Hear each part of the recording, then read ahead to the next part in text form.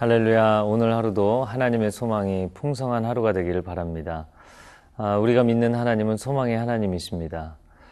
세상을 살아가다 보면 우리가 자주 절망에 빠지지만 절망 가운데 빠져있는 우리에게 찾아오셔서 하늘 소망을 허락하시는 하나님이십니다.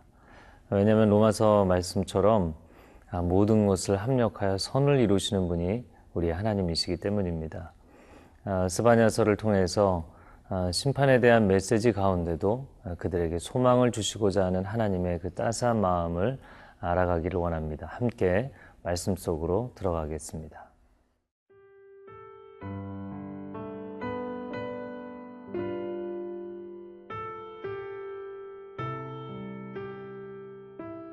스바냐 2장 4절에서 15절 말씀입니다.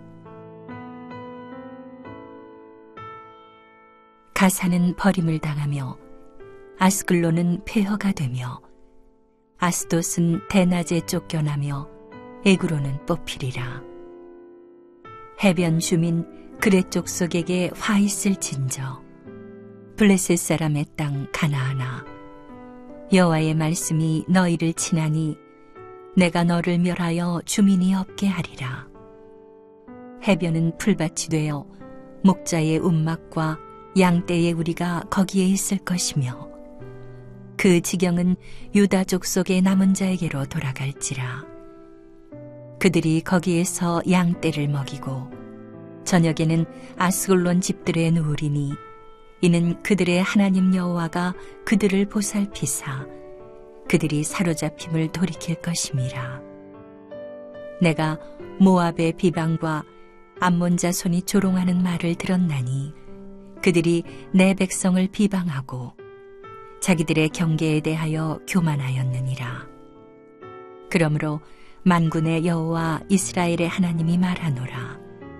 내가 나의 삶을 두고 맹세하노니 장차 모압은 소돔 같으며 암몬 자손은 고모라 같을 것이라.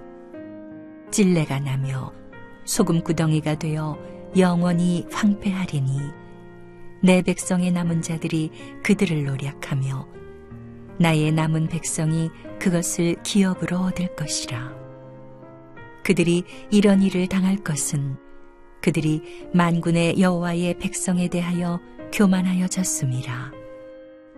여호와가 그들에게 두렵게 되어서 세상의 모든 신을 쇠약하게 하리니 이방의 모든 해변 사람들이 각각 자기 처소에서 여호와께 경배하리라.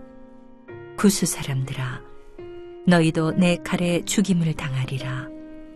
여호와가 북쪽을 향하여 손을 펴서 아수르를 멸하며 니느웨를 황폐하게 하여 사막같이 메마르게 하리니 각종 짐승이 그 가운데에 때로 누울 것이며 당아와 고슴도치가 그 기둥 꼭대기에 깃들이고 그것들이 창에서 울 것이며 문턱이 적막하리니 백향목으로 지은 것이 벗겨졌음이라. 이는 기쁜 성이라 염려 없이 거주하며 마음속에 이르기를 오직 나만 있고 나 외에는 다른 이가 없다 하더니 어찌 이와 같이 황폐하여 들짐승이 엎드릴 곳이 되었는고.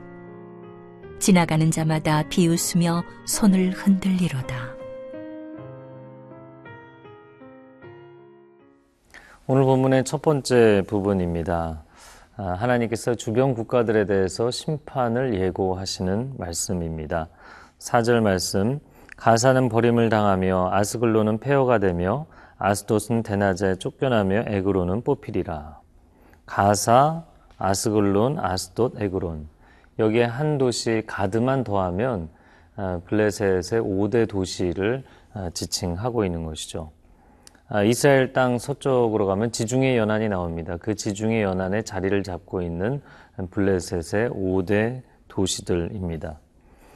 이 블레셋 민족도 원래는 에게해의 위치에 있는 크레타 섬, 그 크레타 섬으로부터 이주해서 들어와 이 지중해 연안에 정착을 했었던 것이죠. 그래서 이 에게 지역은 그리스 문명의 영향을 받았기 때문에 이 블레셋 사람들도 도시국가 형태를 띠고 있었죠. 그래서 이 5대 도시가 펜타시티라고 이야기를 해서 5개 도시를 중심으로 하는 도시연합국가 형태를 취하고 있었습니다. 그들은 앞선 기술력과 군사력을 바탕으로 끊임없이 이스라엘을 압박하고 공격하고 약탈을 했던 민족인 것이죠. 그래서 하나님께서는 이 블레셋 사람들을 제압하라고 말씀하셨지만 이스라엘은 온전히 하나님께 순종하지 아니하고 블레셋을 남겨두었기 때문에 역사적으로 많은 어려움을 겪게 되었습니다. 자, 그들에 대해서 하나님이 심판을 예고하시면서 5절에 이렇게 말씀합니다. 해변 주민 그렛 족속에게 화 있을진저 블레셋 사람의 땅 가나안아 여호와의 말씀이 너희를 치나니 내가 너를 멸하여 주민이 없게 하리라. 분명히 블레셋에 대한 이야기를 하는데 5절 상반절에 보면 그렛 족속이다 라고 되어 있죠. 바로 크레타 섬 사람들을 이야기하는 것입니다. 그래서 이 크레타 섬 사람들이 이주민이 되어서 이곳에 정착한 블레셋 사람들아 하나님이 너희를 치실 것이다. 근데 오늘 본문의 재미있는 표현은 여호와의 말씀이 너희를 치신다. 군사가 너희를 치는 것이 아니다. 어떤 자연재해가 재앙이 너희를 치는 것이 아니다. 여호와의 말씀이 너희를 치시는 것이다. 저는 이 말씀을 묵상하면서 히브리서 4장 12절에 좌우의 양날선 검과 같은 하나님의 말씀이 떠오릅니다. 하나님의 말씀은 양날선 검과 같은 것이죠. 진리의 날을 세우고 공의의 날을 세우고 계신 하나님의 말씀. 그런데 그들이 그 하나님의 진리를 따르지 않고 우상 숭배에 빠져 있을 뿐만 아니라 하나님의 백성을 회방한단 말이죠. 그러니까 그 진리의 칼날에 그들이 와서 스스로 패망케 되고 무너지게 되는 일들이 일어나게 되는 것입니다. 자, 이 양날선 검은 어떤 검입니까? 이 양날선 검은 하나님의 공의의 심판의 검이 되기도 하지만 마치 수술실의 의사의 메스와 같이 죽어가는 사람의 그 환처를 잘 치료하고 수술해서 살려내는 생명의 검이 되기도 하는 것이죠. 자, 그래서 7절 말씀에 보면 그 지경은 유다 족속의 남은 자에게로 돌아갈지라. 그들이 거기에서 양떼를 먹이고 저녁에는 아스글론 집들의 누이리니 이는 그들의 하나님 여호와가 그들을 보살피사 그들이 사로잡힘을 돌이킬 것임이라. 하나님께서 오히려 그 블레셋 지경을 심판하시고 끝내시는 것이 아니라 그 땅을 유다 지파의 이스라엘 백성의 남은 자들에게 돌려주시겠다라고 말씀하고 계십니다. 하나님께서는 심판의 하나님이실 뿐만 아니라 회복의 하나님이시죠. 하나님께서는 무섭게 징계하시는 하나님이실 뿐만 아니라 우리에게 다시금 소망을 주시는 하나님이신 줄로 믿습니다. 8절에 모압과 암몬에 대해서도 또한 하나님이 심판하신다 말씀합니다. 그리고 이어지는 9절 말씀에 그러므로 만군의 여호와 이스라엘의 하나님이 말하노라 내가 나의 삶을 두고 맹세하노니 장차 모압은 소돔 같으며 암몬 자손은 고모라 같을 것이라. 찔레가 나며 소금 구덩이가 되어 영원히 황폐하리니 내 백성의 남은 자들이 그들을 노략하며 나의 남은 백성이 그것을 기업으로 얻을 것이라.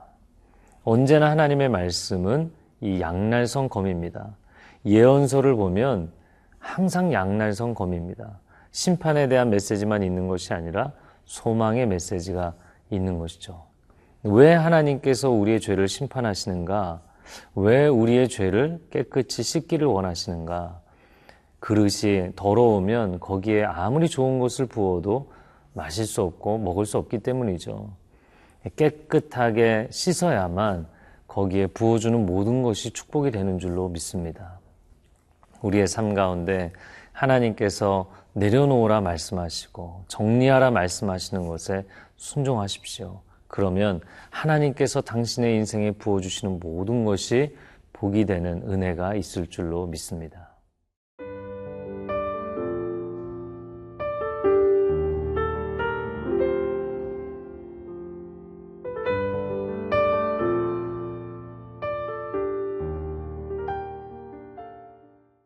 오늘 본문의 두 번째 부분은 하나님의 심판의 의미에 대해서 이야기를 하고 있습니다. 먼저 10절 말씀을 보면 그들이 이런 일을 당할 것은 그들이 만군의 여호와의 백성을 회방하고 교만하여 졌습니다. 네, 10절 말씀을 보았는데요. 하나님께서 민족들을 심판하시고 역사를 친히 섭리하시는 그 하나님의 심판의 의의가 무엇이 있는가? 첫 번째 의미를 보면 그들이 만군의 여호와의 백성을 회방하였기 때문이다. 하나님의 백성을 방해하는 것은 곧 하나님을 방해하는 것이죠.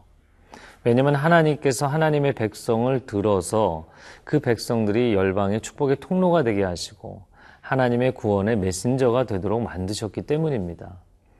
하나님께서 그 한 민족을 선택하셔서 이스라엘을 선택하셔서 전 인류를 구원하시고자 하는 하나님의 원대한 계획을 이루어 가시려는 것이죠. 그런데 그 이스라엘 백성들을 회방하고 괴롭힌다는 것은 곧 하나님의 계획을 수포로 돌아가게 만드는 일이라는 것입니다. 그래서 하나님의 친백성이 된다는 것은 놀라운 특권이죠. 하나님의 친백성이 된다는 것은 하나님의 은혜를 누리는 단순히 그러한 차원이 아니라 하나님이 바로 내 편이 되신다는 뜻입니다. 그래서 내가 하나님의 친백성이 되고 그분의 편에 서게 되면 나를 방해하는 것은 하나님을 방해하는 것이 되는 것이죠. 우리는 오늘 하루도 영적 자신감을 가지고 살아야 합니다.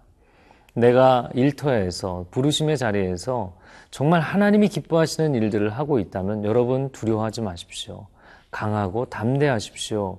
왜냐하면 하나님이 나와 함께 하시고 하나님이 나를 위해 일하시기 때문인 것입니다.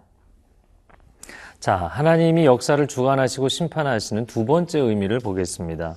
11절 말씀에 여호와가 그들에게 두렵게 되어서 세상의 모든 신을 쇠약하게 하리니 이방의 모든 해변 사람들이 각각 자기 처소에서 여호와께 경배하리라. 우리 하나님은 우리의 예배와 찬양을 받기에 합당하신 하나님이신 줄로 믿습니다. 하나님은 만물의 창조주이시고 만물의 완성자가 되시는 분이십니다. 그래서 세상의 모든 신들, 우상들을 전부 쇠약하게 만드시겠다.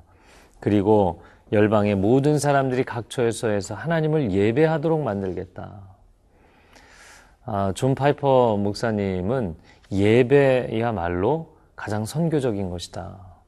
왜냐하면 타 문화권에 있는 사람들이 하나님을 예배하도록 만드는 것, 그것이 선교이기 때문이다라는 것이죠.